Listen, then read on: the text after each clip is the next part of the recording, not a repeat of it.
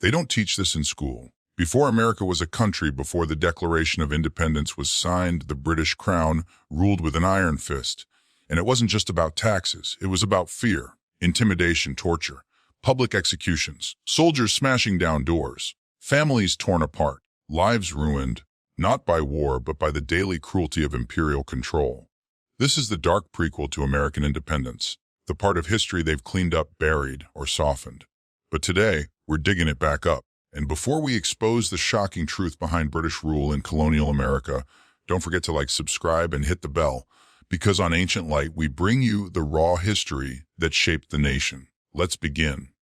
When most people think of British rule in early America, they picture a few unfair taxes or redcoats marching around. But the reality was far more brutal. It began with taxation, but it ended in terror. After the costly 7 Years' War, Britain saw the colonies not as partners, but as cash cows. The infamous Stamp Act of 1765 was just the beginning, a direct tax on every printed item in the colonies: newspapers, legal documents, even playing cards. But it wasn't just the money. It was what the tax symbolized: that Americans had no voice, no vote, no representation, just orders. And if they didn't obey, the British made sure they did. Torture wasn't uncommon. If you were suspected of smuggling goods to avoid British taxes, even without evidence, you could be dragged from your home, chained, beaten, or locked for days in tiny makeshift cells on British naval ships. Some were whipped publicly. Others simply disappeared, taken aboard ships to rot in irons, never seeing a judge, trial, or justice. And speaking of justice, there was none. The British often used vice admiralty courts in the colonies. These were military-style courts with no juries, run by British judges, and held in distant ports. Imagine being a Boston merchant hauled off to Nova Scotia to face trial alone, without a lawyer, in a court that was designed to convict. Colonists had no constitutional protections, no rights, just the cold machinery of empire. Then came the Quartering Act. Under British law, colonists were forced to house and feed British soldiers in their own homes. You couldn't say no. They'd enter your house, take your food, sleep in your bed, and watch your every move. And if you resisted, you could be labeled a traitor. In New York, when the Colonial Assembly refused to comply with quartering demands, the British simply shut the assembly down. No negotiation, just raw power. And what did these soldiers do? Many abused their power. Stories circulated of drunken redcoats threatening families, harassing women, and punishing anyone they saw as disloyal. The Boston Massacre of 1770 wasn't just a random clash. It was the result of years of seething tension between colonists and the soldiers living among them. But the cruelty didn't stop there. Public executions became a message of fear. In several colonies, people accused of treason or rebellion were hanged, sometimes drawn and quartered. One such victim was Thomas Hickey, a member of George Washington's Life Guard, accused of plotting with the British. He was hanged before a massive crowd, not just for punishment, but to send a message: disobey the crown, and this will be you.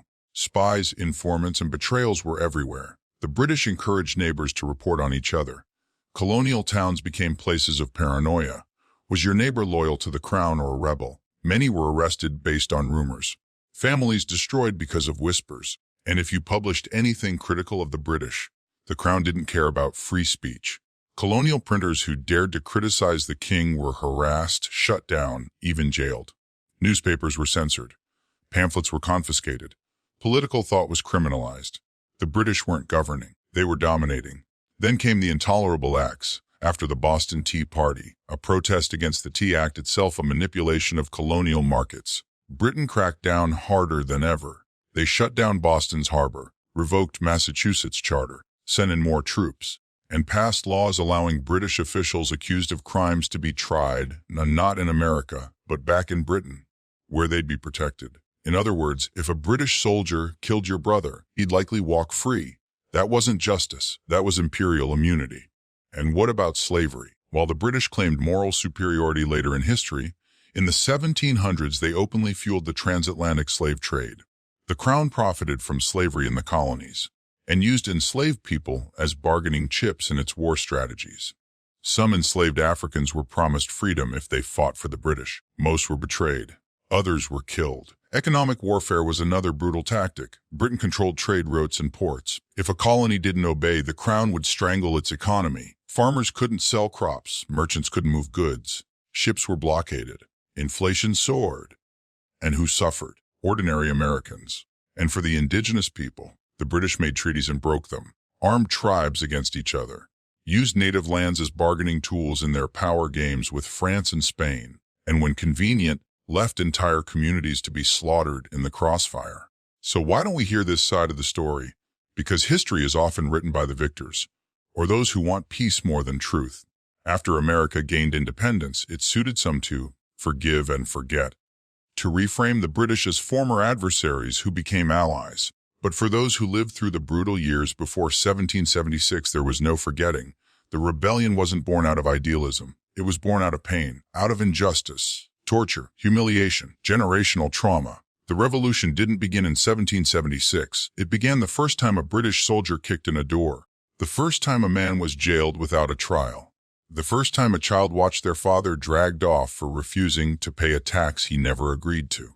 That's when liberty started to burn. The British Empire may have claimed it brought law and order, but to the American colonists, it brought fear and oppression. That fear turned into anger.